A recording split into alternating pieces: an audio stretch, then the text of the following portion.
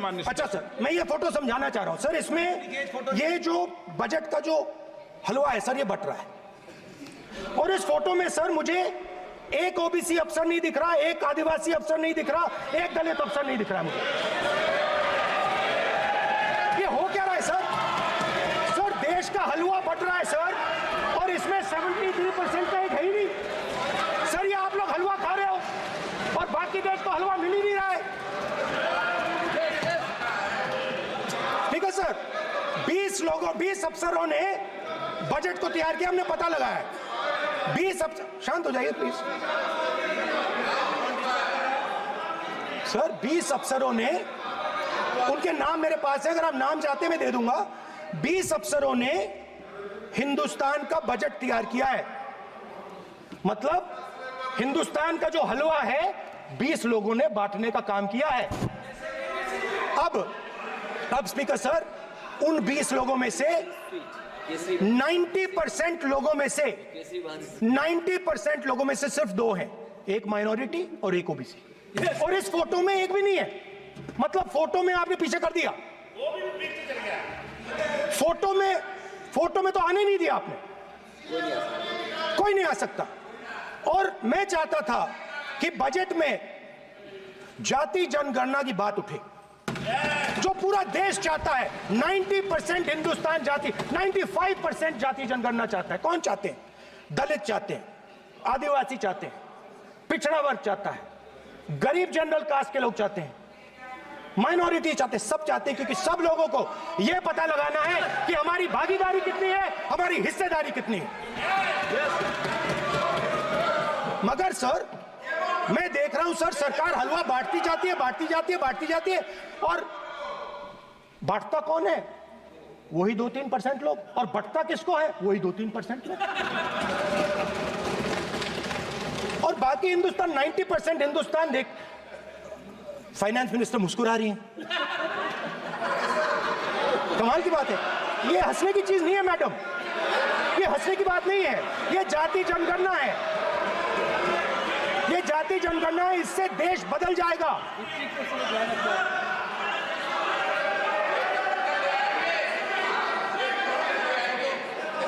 Sir आपको sir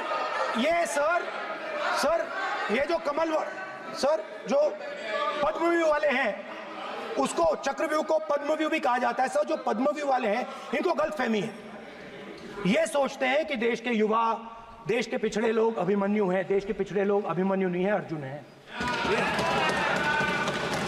और वो जो आपका चक्रव्यूह है उसको फोड़ के फेंक देंगे, फेंकने वाले हैं। पहला कदम इंडिया गठबंधन ने ले लिया, पहला कदम इंडिया गठबंधन ने ले लिया। आपके प्रधानमंत्री की कॉन्फिडेंस को हमने उड़ा दिया। मतलब आपके प्रधानमंत्री भाषण में आ ही नहीं पा रहे। और मैं आपको एडवांस में बता देता हूं, मेरे भाषण में कभी नहीं आएंगे सर। अरे सर इसमें क्या गलती है सर? एक बात बताइए,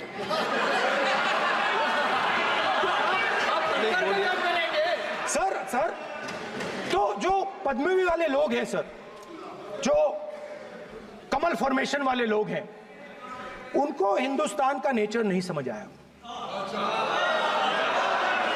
हिंसा, नफरत हिंदुस्तान का नेचर नहीं है, चक्रव्यूह हिंदुस्तान का नेचर नहीं है। हिंदुस्तान का नेचर अलग है। हिंदुस्तान के नेचर के बारे में अब मैं आपको बनाना चाहता हूं। हर धर्म में चक्रव्यूह के खिलाफ फॉर्मेशन होता है, हर धर्म में। माननीय सदस्य, आप जानते हो हिंदू धर्म में चक्रव्यूह का ऑपोजिट क्या होता है, जानते हो आप चेयर को एड्रेस। मैं बताता हूं सर। शिव की बारात होती है सर, शिव की बारात में कोई भी आ सकता है, किसी भी धर्म का कोई भी व्यक्ति आ सकता है, बारात में आ सकता है, नाच सकता है, गा सकता है, अपना सपना देख सकता है। सर गुरु नानक जी, सिखों की बात करी जाए तो सेवा करने से किसी को नहीं रोका जा सकता है, लंगर से किसी को बाहर नहीं फेंका जा सकता है। सर इस्लाम में कोई भी मस्जिद में आ सकता है, चर्च में कोई भी घुस सकता है, संघा में कोई भी आ सकता है सर, मगर इनके चक्रव्यूह में सिर्फ 6 लोग हैं सर। तो ये लड़ाई शिव की बारात और चक्रव्यूह के बीच में है। हम चक्रव्यूह तोड़ते हैं, हम चक्रव्यूह तोड़ने का काम करते हैं। मनरेगा, हरी क्रांति, आजादी, कॉन्स्टिट्यूशन, ये चक्रव्यूह को तोड़ने के काम हैं। इससे देश में खुशी आती है, डर मिटता है, कॉन्फिडेंस आती है। आप पद्मव्यूह चक्रव्यूह बनाने का काम करते हो। चक्रव्यूह शिव की बारात को हरा ही नहीं सकता है। आप अपने इतिहास को देखिए, आप अपने आप को हिंदू कहते हो, आप हिंदू कहते हो, आप हिंदू धर्म को समझते नहीं हो।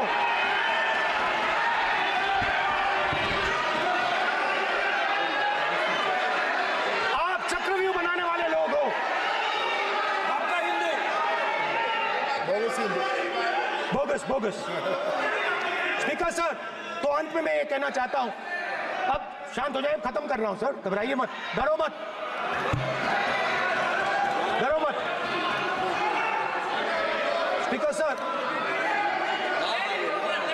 सर कुछ महीने पहले सर, मैं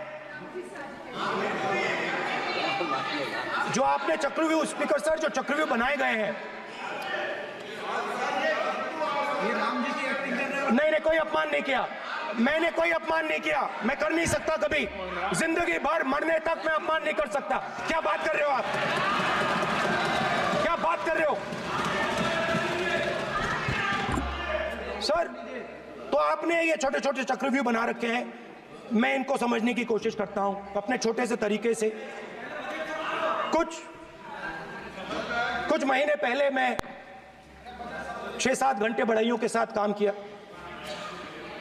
वहां विश्वकर्मा जी थे, उनसे मैंने एक सवाल पूछा।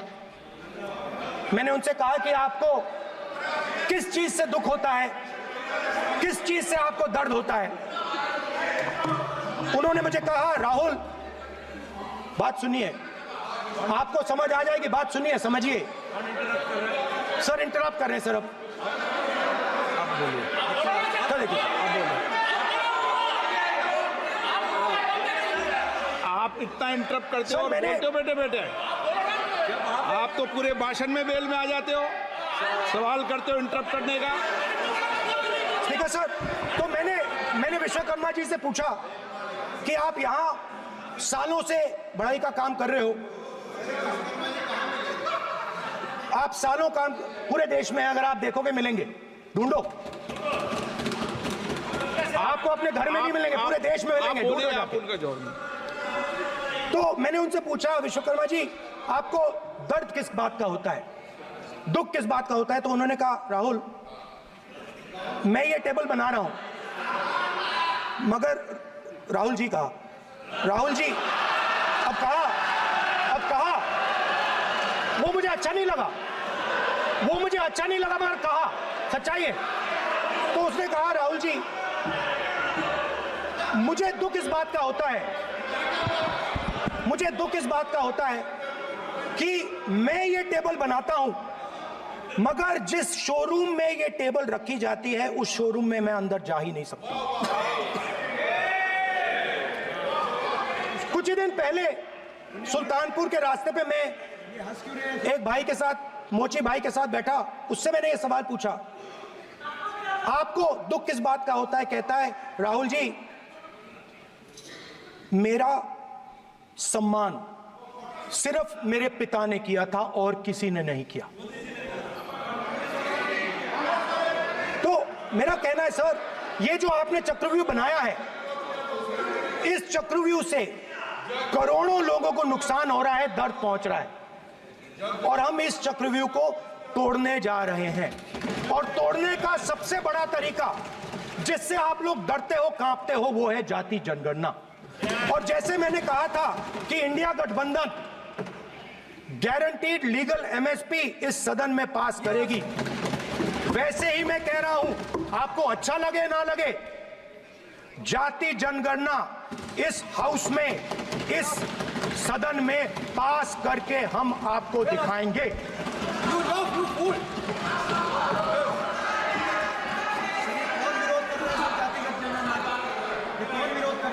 क्यों क्यों बैठे बैठे टिप्पणी कर रहे हो आप? क्यों बैठे बैठे टिप्पणी कर रहे हो? फिर वो टिप्पणी करेंगे। स्पीकर सर, जाति जनगणना से ये जो छोटे छोटे खांचे आपने बनाए हैं, ये जो आपने सिस्टम बनाया है, चक्रव्यूह का सिस्टम बनाया है, ये टूट जाएगा। और इसके लिए हम पूरा दम लगा के, पूरा इंडिया गठबंधन दम लगा के ये काम करेगा। धन्यवाद। जय हिंद।